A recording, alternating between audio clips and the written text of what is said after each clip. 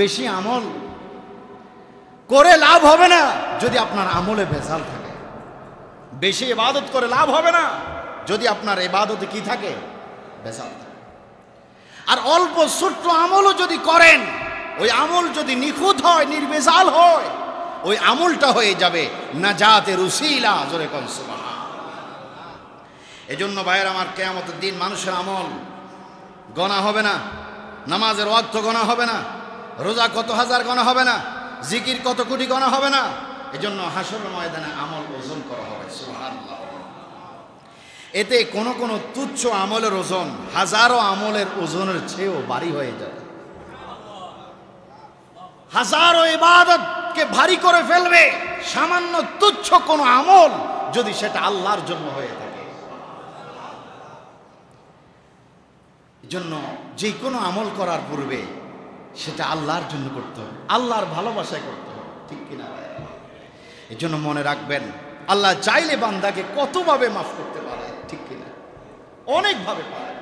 প্রিয় ভাইয়েরা আমার, ছোট্ট তুচ্ছ আমল অনেক সময় হাজারো আমলের পাল্লাকেও কি করবে, ডাউন করে ফেলবে। একটি নেক ভালো আমল হলেও সেটা আখিরাতে নাজাতের উসিলা।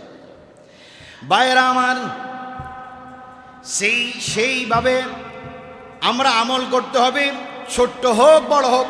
এটা কম আমল করার কথা বলা হয়নি, এটা বলা হয়েছে শুধুমাত্র আমলটা যাতে নিখুঁত হয়, আমলটা যাতে নির্ভেজাল হয়, আমলটা যাতে রিয়ামুক্ত হয়, এই জন্য এই কথা বলা হয়েছে।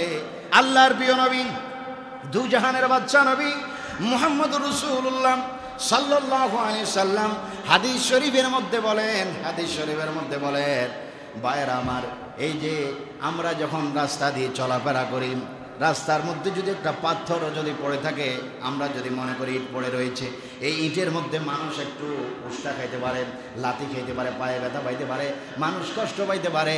মানুষের কষ্টের কথা চিন্তা করে যদি আপনি মানুষের কষ্টের কথা যদি চিন্তা করে যদি আপনি ইটটা সরাইয়ে দেন, পাথরটা সরাইয়ে দেন, লাঠিটা সরাইয়ে দেন, আমার আল্লাহ বলে ওই আমলটা যদি আল্লাহর সন্তুষ্টির জন্য করে থাকো, ওই ছোট্ট তুচ্ছ আমলও হাজারো হাজারো ইবাদতের চাইতে আরো নেকি বেশি বাড়ি হবে। জোরে বলুন সুবহানাল্লাহ।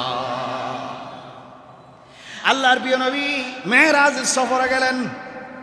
মেরাজে গিয়ে দেখেন একজন বান্দা জান্নাতের ভিতরে খুব আরামসে দৌড়াদৌড়ি করছে, নাচতেছে, জান্নাতের রূপ, জান্নাতের সৌন্দর্য উপভোগ করছে।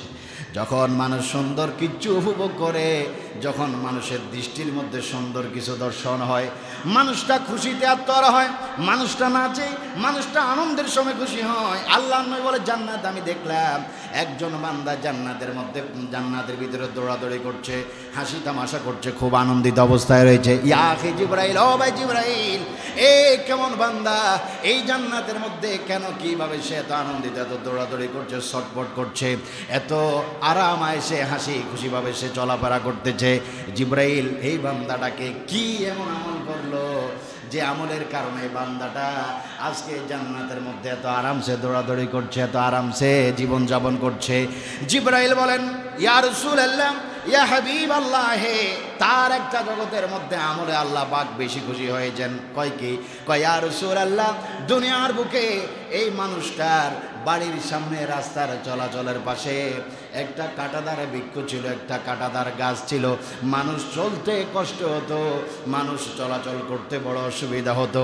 ইয়া রাসূলুল্লাহ, মানুষ চলতে অসুবিধা হয়, মানুষ চলতে কষ্ট হয়, এই জন্য এই বান্দাটা মানুষের কষ্ট মুক্ত করার জন্য, মানুষের কষ্ট দূর করার জন্য ওই বৃক্ষটা তিনি কেটে ফেলেছেন। আল্লাহ পাক আল্লাহর সৃষ্টির প্রতি, মানুষের প্রতি মানুষ এই বান্দাটা দয়া প্রদর্শন করে, কাঁটাযুক্ত গাছটা মানুষের জন্য কেটে ফেলার কারণে আল্লাহ পাক তার এই আমলের প্রতি এত খুশি হয়েছেন, আল্লাহ পাক তার জীবনের গুনাহগুলো মাফ করে তাকে জান্নাতে পৌঁছাই দিয়েছে। জোরে বলুন সুবহানাল্লাহ।